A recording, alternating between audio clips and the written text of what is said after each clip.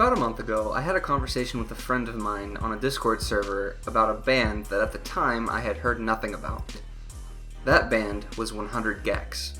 They posted a link to 800dB Cloud, and after listening, I had such a visceral negative response that my first thought was this band sounds like if irony poisoning had become a genre. And that terrified me. Am I old? Have I finally stopped understanding modern music just like my parents and just like their parents before them? Have I finally fulfilled this cycle? No, I thought. I can't let time grasp me yet. So I decided to force myself to figure this band out, and if not end up liking it, at least understanding it. And in true YouTuber fashion, I decided to make an event of it. I would listen to only 100 GECS for 72 hours. I had planned on recording my mental state as I listened over the course of those days, but in all honesty, other than getting slightly annoying at times, it didn't break me. Which is unfortunate for you, because this video would be way different if it had. At the start, I just put every song they had on Spotify onto one playlist and listened to that on repeat. I soon realized that there were three types of 100 GECS songs: the electric genre fuckery, the soundscapes, and the features. Let's get into these one by one. This is the review part of the video. I would categorize this band as electronic, but that's only vague. They genuinely have a grasp on a ton of different genres to the point that they can take whatever they want from it, switching between them as they desire. Even if I don't actually like the genre they switch into, they know it well enough to hit the important parts and still remain their own sound, even if that sound is just distortion and high-pitched vocals. Next, of course, is their soundscapes. Not songs per se, just a random cacophony of noises that after my first few hours, I just unceremoniously ripped them from the playlist to make my listening experience a bit easier. It just seemed like they were dicking around in their DAW. And if that's not the case, I haven't found any evidence for that. And finally, my personal favorite part is the features. They feature a bunch of artists, such as Dorian Electra, Quiero Quiero Bonito, Rico Nasty, and a few more. Surprisingly, their remixes all feel right on brand and still bring the flavor of their respective collaborators to the front. And honestly, Dorian is one of my favorite artists right now, so that probably influenced the final verdict. All in all, they're a band that knows what they're doing, and even if I don't really like a lot of their stuff, there's still a few that I will keep on my regular rotation for the future. And I absolutely respect what they're going for, even if it's not my type of thing. And since this is a review, I guess the arbitrary number I'll give this band is 100 lizards out of 10. But that's not the end of this video. It would have been the end of this video if I hadn't shown it to a friend of mine who's much more well versed in these subcultures. They told me to look into meta-irony, and post-irony, and hyperpop, and then to reevaluate this from there. So I did, and to spare you that rabbit hole, and to get you up to speed, as well as to pad out the runtime of this video, I'm going to do my best to give you a short rundown of how that all works, and I'm sure I'm going to get a lot of this wrong, so feel free to argue with me in the comments, but here's my best explanation of what all that is. Irony is irony. I think that's a good point to start from for everybody.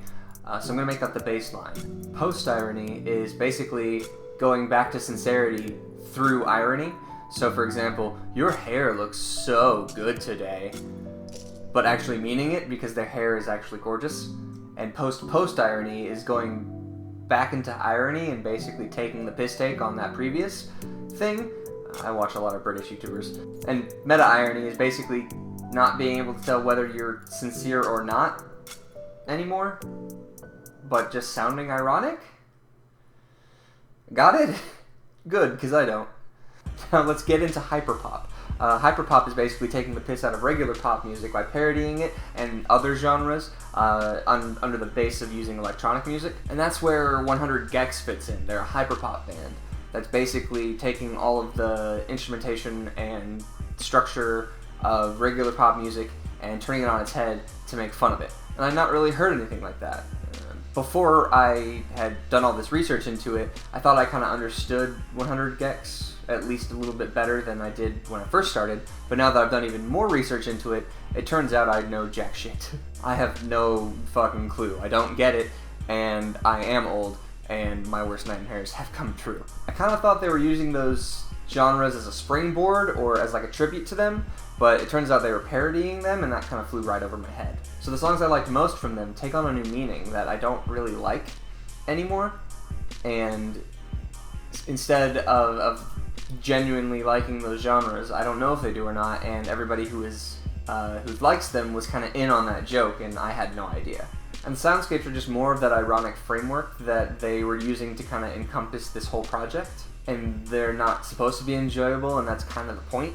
So the features all still sound pretty great to me, but knowing that they're involved with 100 GECS and what hyperpop is, it kind of muddies that water for me as well now, and so I don't know whether or not any of the artists that collaborated with them are genuine in their creation of music or not, and it kind of makes it harder for me to enjoy anymore. I mean, I still like them, and I'm still probably going to keep listening to them, but it really makes me question it. And learning all of this sort of changed my outlook on a lot of modern music, and basically proved to myself that I just won't understand what's going on with any of it anymore.